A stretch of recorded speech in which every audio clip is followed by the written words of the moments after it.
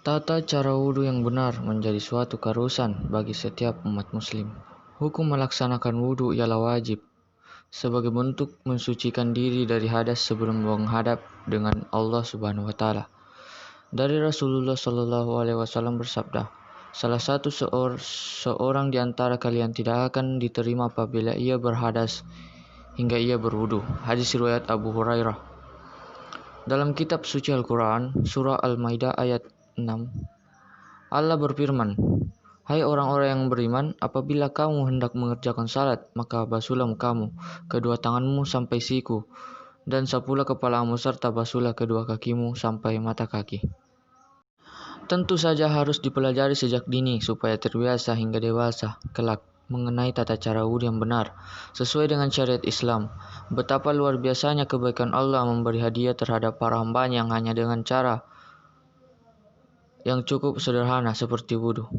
Dalam keterangan yang lain, Utsman bin Affan radhiyallahu anhu berkata, barang siapa berwudu seperti yang dicontohkan Rasulullah sallallahu alaihi wasallam, niscaya akan diampuni dosa-dosanya yang telah lalu dan perjalanannya menuju masjid dan salatnya sebagai tambahan pahala baginya. Hadis riwayat Muslim. Adapun tata cara wudu, yang pertama itu kita harus berniat. Segala hal harus dimulai dengan niat, layaknya mengerjakan pekerjaan dan beribadah. Seperti yang pernah diungkapkan oleh Bukhari dalam hadis, Rasulullah Shallallahu alaihi wasallam menerangkan bahwa segala perbuatan tergantung kepada niatnya dan seseorang akan mendapat balasan menurut apa yang diniatkannya. Hadis riwayat Bukhari dalam Fathul Bari. Bacalah niat dengan tulus dan kesungguhan hati. Nawaitul wudu li rabbil hadasil asghari fardal lillahi ta'ala. Yang artinya, saya niat berwudu untuk menghilangkan hadas kecil, fardu karena Allah. Yang kedua, membaca basmalah sembari membasuh tangan. Setelah membaca niat, kemudian Anda membaca basmalah, Bismillahirrahmanirrahim, memasuk kedua tangan sebanyak 3 kali hingga ke sela-sela jari. Jikalau Anda lupa membaca basmalah wudu, tetap dianggap sah. Terus yang ketiga, berkumur-kumur. Langkah selanjutnya berkumur-kumur sebanyak 3 kali. Memutar air dalam rongga mulut untuk membersihkan gigi dari sisa makanan dan mengeluarkannya. Keempat, membersihkan lubang hidung sebanyak 3 kali untuk mengeluarkan kotoran di dalamnya. Disunahkan dengan cara menghirup air kemudian mengeluarkannya dan dipencet hidungnya. Yang kelima, membilas seluruh wajah. Setelah itu membilas seluruh wajah hingga ke garis tepi dekat rambut, mulai dari ujung kepala, tumbuhnya, rambut hingga dagu. Yang keenam, mencuci kedua tangan hingga siku. Bilas kedua tangan sebanyak 3 kali, dimulai dari tangan sebelah kanan, baru dilanjutkan dengan tangan kiri hingga siku.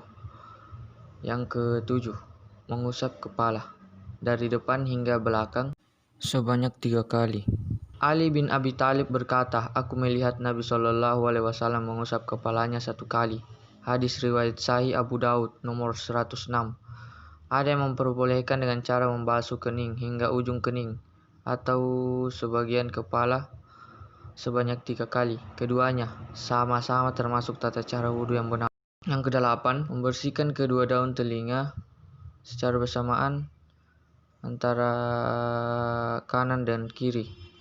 Cara membasuhnya, memasukkan jari ke telunjuk ke dalam telinga, kemudian ibu jari mengusap kedua daun telinga dari bawah ke arah atas sebanyak 3 kali.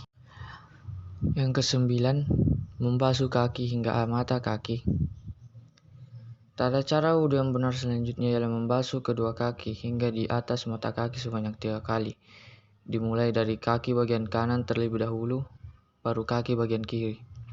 Dalam hadis lain oleh Bukhari, dahulukan kaki kanan hingga 3 kali, kemudian kaki kiri.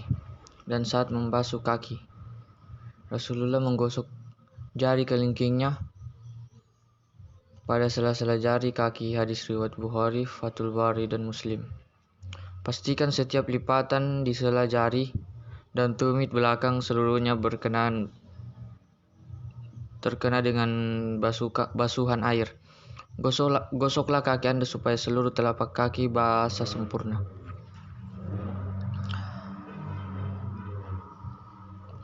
Terus yang ke-10, membaca doa wudhu. Setelah seluruh proses wudhu dari awal niat hingga akhir sudah selesai, disunnahkan membaca doa, sebaiknya menghadap ke arah kiblat dan mengangkat kedua tangan, membaca dengan tenang dan khusyuk. Asyhadu an la ilaha illallah wahdahu la syarika lahu wa asyhadu anna Muhammadan abduhu wa rasuluh. Allahumma ja'ilni minat tawwabina waj'alni minal mutatahhirina waj'alni min ibadikas sholihin. Yang artinya, aku bersaksi bahwa tiada Tuhan melainkan Allah, tiada sekutu baginya, dan aku bersaksi bahwa Nabi Muhammad itu hamba dan utusannya.